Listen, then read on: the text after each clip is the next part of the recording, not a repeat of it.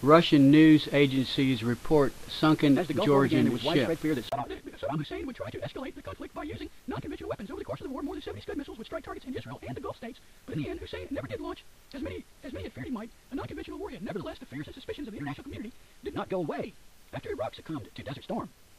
They didn't go away. Well, yes, they did. They went away whenever the leftists said that they never existed in the first place. The leftists have been telling us for years that no one feared Saddam. No one feared Saddam except George Bush, and George Bush was lying. Nevertheless, the fears and suspicions of the international community did not go away after Iraq succumbed to Desert Storm. They led the United Nations Security Council to adopt Resolution 687, empowering a unique team of UN inspectors to destroy Iraq's capacity to use or make such weapons. The strict economic sanctions imposed on Iraq since the invasion of Kuwait were to remain in place until full compliance was assured. If he didn't like these sanctions, why didn't he comply? Why didn't he let the weapons inspectors in as the international community insisted? An international group of scientists, engineers, and weapons specialists assembled to ensure Iraq complied with UN Security Council demands to disclose, destroy, and render harmless all weapons of mass destruction. The team was called the United Nations Special Commission, UNSCOM. In 1991, the first UNSCOM weapons inspectors began work in Iraq. Former U.S. Marine Intelligence Specialist Scott Ritter was one of them, who has since been brainwashed by the left. But back at this time, he said, quote, "The inspection I was involved in was a no-notice, intrusive, on-site inspection designed to uncover evidence of how Iraq was hiding their weapons. We didn't expect them to cooperate. We knew it would be confrontational." Ritter adds, "But we're like the proverbial camel. Once you let her nose in under the tent, we're coming in. You're not going to stop us." And once the Iraqis started admitting a lie, we were onto them. UNSCOM's detective work revealed indisputable evidence of both chemical and biological weapons. Oh, but they must have been mistaken. CNN must have been mistaken back in 2001. Saddam never had any WMDs.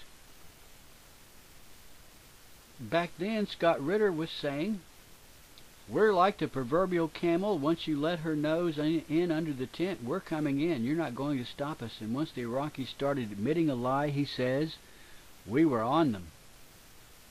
UNSCOM's detective work revealed indisputable evidence of both chemical and biological weapons. But by 1993, at the chemical weapons decommissioning site of Al-Muthana, the very scientists who had overseen the manufacturing of Hussein's chemical weapons were overseeing their destruction. Thousands of artillery shells loaded with toxic chemicals. You're kidding me. CNN, you must be making this up. You must be in cahoots with George Bush, that pack of liars. You said that thousands of artillery shells loaded with toxic chemicals went up in smoke? You know, my memory, if my memory serves me correctly, I have photographs of that on one of my videos. Yeah, I sure do. Perhaps the most accepted measure of UNSCOM's success is the fact that it destroyed more of Iraq's weapons of mass destruction than were eliminated by the combined forces of Desert Storm. CNN, you must have lost your mind. Everybody knows that Saddam never had weapons of mass destruction.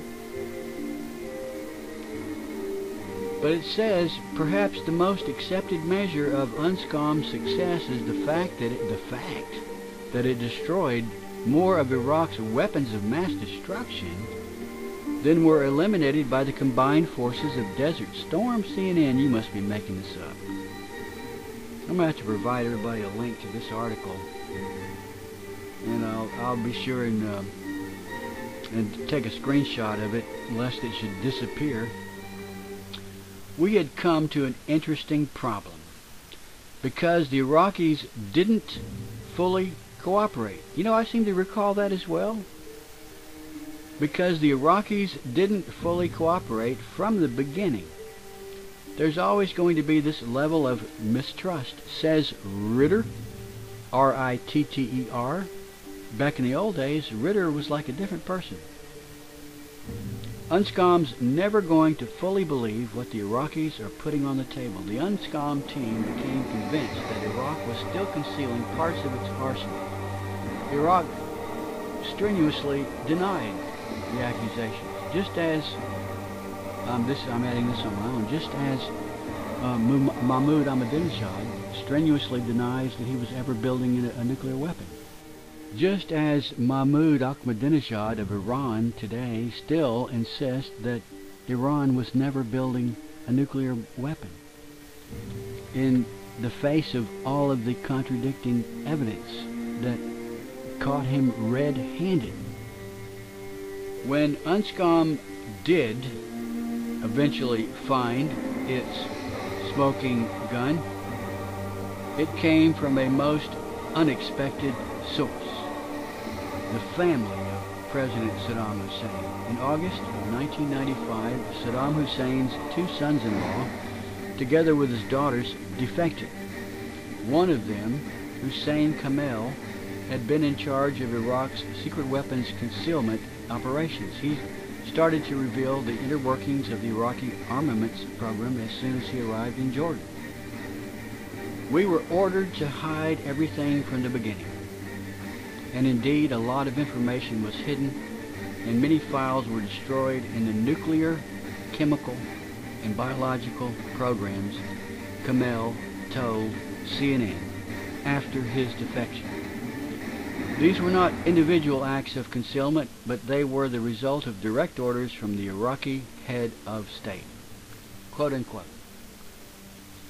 Baghdad moved quickly to defuse the situation. They turned over a horde of documents claiming that Kamel had stashed them away on a chicken farm without the authority of the leadership. The boxes contained a treasure trove of information on every aspect of Iraq's weapons programs, which the world seems to have forgotten all about. Quote, "It is generally believed that the Iraqi government feared that he would reveal a number of things from Jordan, and they decided that they would preempt this, that they would discover the files in the chicken farm and place the blame on him," explained Dr. Hans Blix, Executive Chairman of the UN Monitoring and Verification Commission. UNSCOM now has a detailed roadmap of Iraq's biological and chemical weapons concealment program. After the disclosures, Kamel hoped he would find a new life outside Iraq, but Kamel's hope turned to despair. After weeks languishing in Jordan as guest of the late King Hussein, the two brothers allowed themselves to be lured back home with promises of mercy. It was a fatal mistake. They died in a shootout. I'm not making this up. This is CNN. This is the transcript from a television story that ran in the year either late 2000 or early 2001. Quote, "They died in a shootout in Baghdad." The incident was later described in Iraq as a family matter.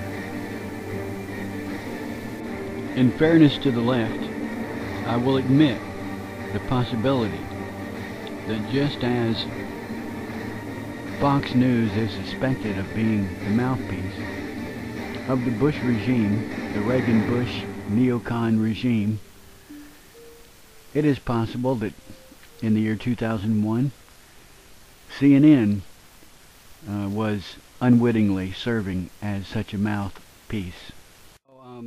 Amy Goodman traveled to the Baltic regions of the former Soviet Union to interview a Muslim from Africa who is the editor of, I think, an online newspaper for Muslims, to get his reaction to Barack Obama's speech in Berlin. But as I was researching that story, I came across this breaking news. International envoys headed in to try to end the fighting between Russia and its small U.S. allied neighbor that erupted last week in the Russian-backed separatist region. I repeat, its small U.S. allied neighbor, South Ossetia, spelled O-S-S-E-T-I-A. You should find it near the Black Sea, just above the Black Sea, which is just above Turkey.